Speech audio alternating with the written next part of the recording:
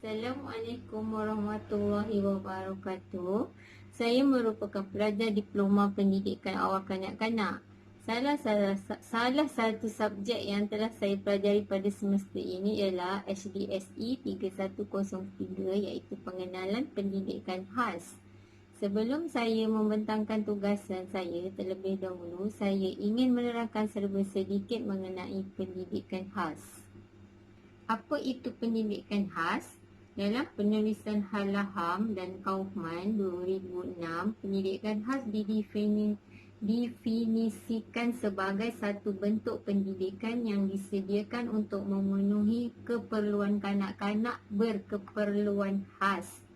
Definisi pendidikan khas ini berbeza pada pandangan setiap penulis, namun saya suka untuk mengambil definisi yang telah ditulis oleh Mangso dalam kajiannya pada tahun 2005. Menurut Mangso, program pendidikan khas di Malaysia merupakan satu usaha yang berterusan untuk menggalakkan perkembangan optimal seseorang sebagai seorang yang berkemahiran, berhaluan, berupaya, beriman, berdikari, mampu merancang dan menguruskan kehidupan serta menyedari potensi diri sendiri sebagai seorang individu dan ahli masyarakat yang seimbang dan produktif selaras dengan falsafah pendidikan negara.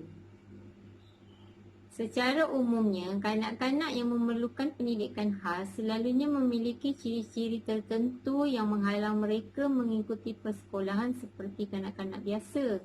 Mereka memiliki satu atau gabungan kecacatan atau kekurangan atau kelemahan sama ada dari segi fizikal, deria, mental, emosi, sosial, kesihatan atau tingkah laku jika dibandingkan dengan kanak-kanak biasa. Justru itu, kanak-kanak ini dikatakan bermasalah. Mereka memerlukan satu bentuk pendidikan yang sesuai dengan kecacatan atau kelemahan yang dimiliki. Dengan kata lain, pendidikan khas adalah satu perkhidmatan pendidikan yang dibentuk khas untuk memenuhi keperluan kanak-kanak ini. Baiklah, seterusnya saya akan beralih kepada tugasan saya. Dalam tugasan kali ini, saya diminta untuk menonton satu video yang berkaitan dengan seorang kanak-kanak yang bernama Helen Keller yang mempunyai masalah buta, tuli dan bisu sejak ia kecil lagi. Namun begitu, berkat kesabaran seorang guru, iaitu Anne Sullivan yang telah dibayar oleh ibu bapa Helen, dia berjaya untuk mengenal banyak suku kata diiringi dengan bahasa isyarat. Dia juga mampu mengawal dirinya daripada bertindak agresif di pengakhiran cerita ini. Apa yang dapat saya simpulkan daripada video ini ialah Helen berada dalam keadaan yang sangat parah. Ia memberontak, menghancurkan barang dan juga menyakiti orang lain jika ia tidak mendapat apa yang diinginkan. Dan hal ini hanya dibiarkan oleh ibu bapa Helen sendiri.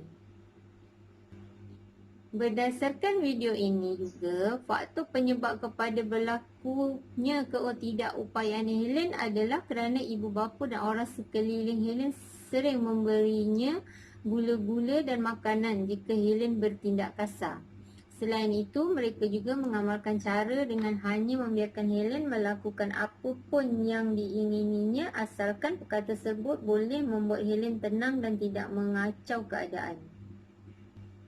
Ibu bapa Helen juga mudah merasa kesian untuk bertindak dengan tegas terhadap Helen. Namun begitu, apa yang dilakukan oleh kedua orang tua Helen merupakan perkara yang salah.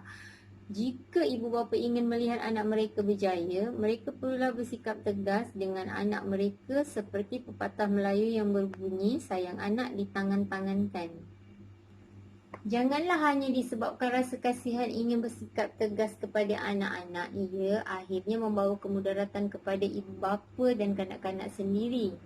Meskipun anak yang dilahirkan itu lahir sebagai seorang kanak-kanak yang istimewa, pendidikan juga penting untuk kanak-kanak ini.